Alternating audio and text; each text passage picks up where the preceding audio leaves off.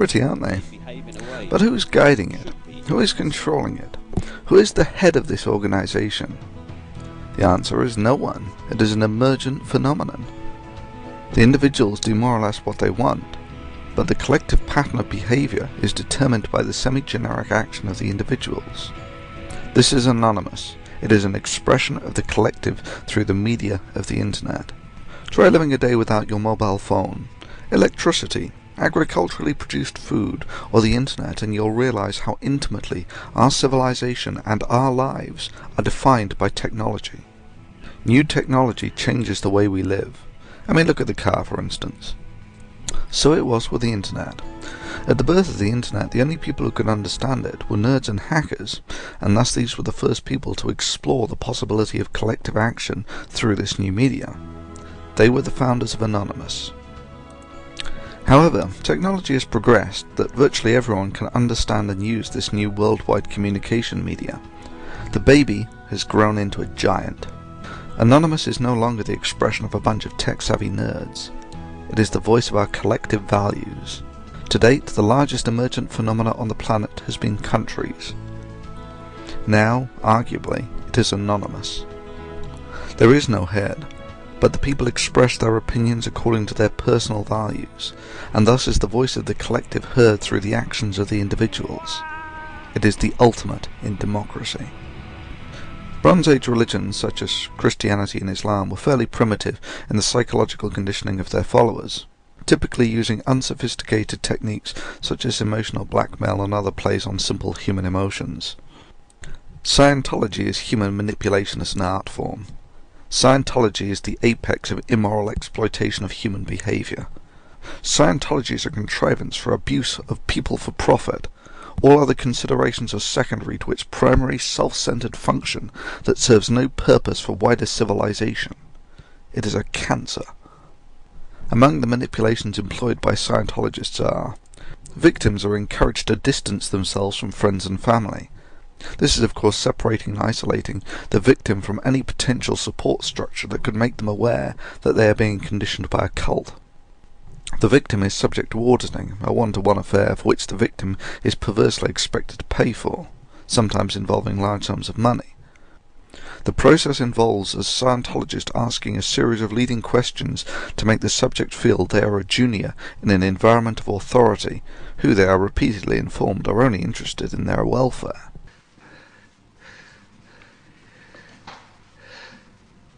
You know perfectly well what is the matter with you, Winston.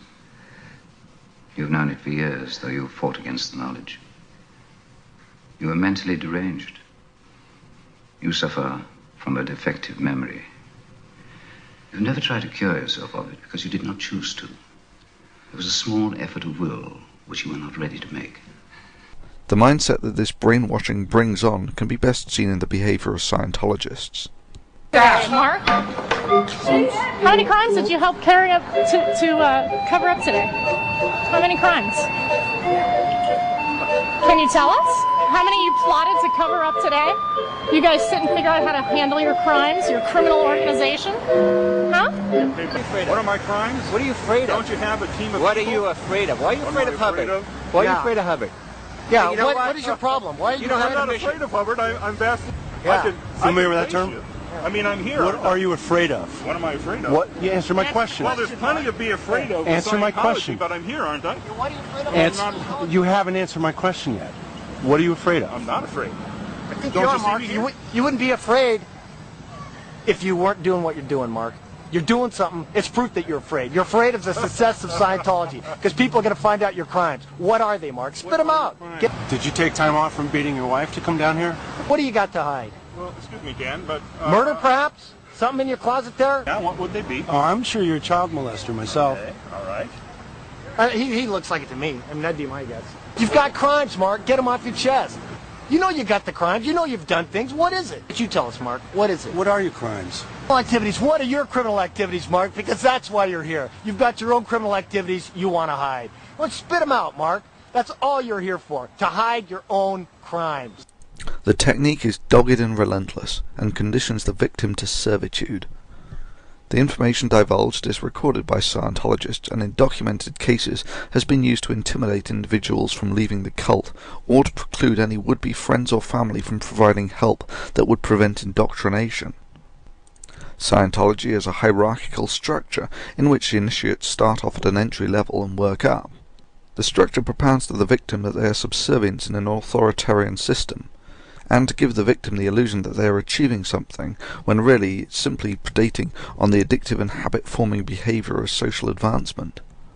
Once the victim has been conditioned to servitude, they are bled for money for auditing, and paid a commission for indoctrinating others to Scientology. In this sense, Scientology is akin to a brainwashing pyramid scheme. Scientology is also ruthless in implementing the military doctrine of local superiority of numbers against critics and those who think of leaving the cult. This has been known through a fair game policy, where Scientologists were told that they were not subject to the rules of decency when interacting with anyone who was critical of Scientology. This usually takes the form of intimidation and ad hominem attacks. This constitutes attacking people, not the ideas that they put forward. L. Ron Hubbard wrote, "Anyone who attacks Scientology is a criminal. All you have to do is dig up their crimes to silence them. And if you can't dig up any crimes, manufacture them." In the academic arena, this is simply a non-starter. The concept is valid no matter where it originates. It doesn't matter that Newton was a creationist. This doesn't change the validity of Newtonian mechanics. It doesn't matter that Churchill was a drunk. He was still a pretty sharp bunny. It doesn't matter that Jefferson owned over 100 slaves. This does not undermine his wording of the Declaration of Independence. This sort of behaviour violates virtually every aspect of human decency. It would be like showing up at a Truman White House press conference and repeatedly announcing, "I want you all to know that you're talking to the only man in history to use nukes on defenceless cities."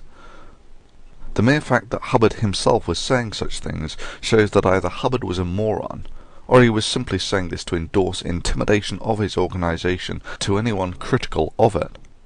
We all have things that we don't want paraded around in public, and indeed that others simply wouldn't want to know.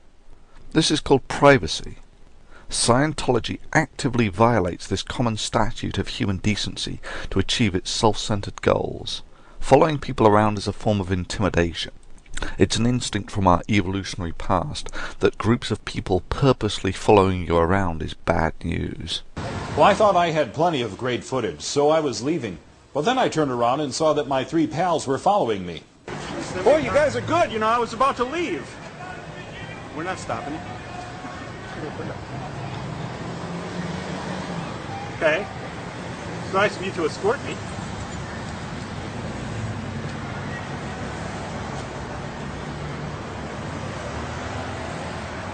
Dan, do you want to apologize for coming to picket me at my home? You think it was proper to set leaflets around my neighborhood? For you to see the The man in black is the Scientology cameraman. Are you sure you're getting good sound? Shall I hold that? From my perspective, you and the Church of Scientology have been spying on the BBC.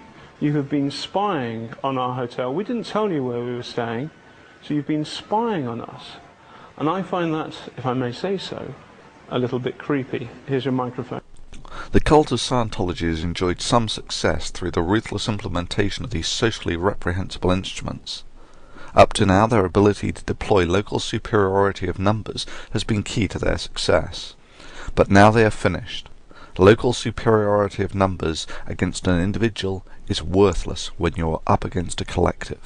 The advent of the internet and the emergent behaviour of the giant of Anonymous has robbed them of the ability to perform the socially sick acts that allow the existence and propagation of Scientology. Times have changed. Technology has changed the landscape of the conflict and the rules of engagement. Scientology has lost the backbone of its intimidation techniques on the web. Here it cannot control the media. Here it cannot intimidate the collective. Sure, it can pursue and attack the individual with malicious threatening behaviour, but this serves only to bind and anger the collective.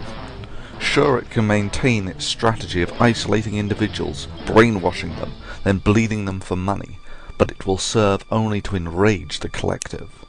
We are Anonymous. We are the collective voice of the decency of mankind expressed through the web. All Scientology has done is to awaken a slumbering giant, and to fill it with a dreadful purpose.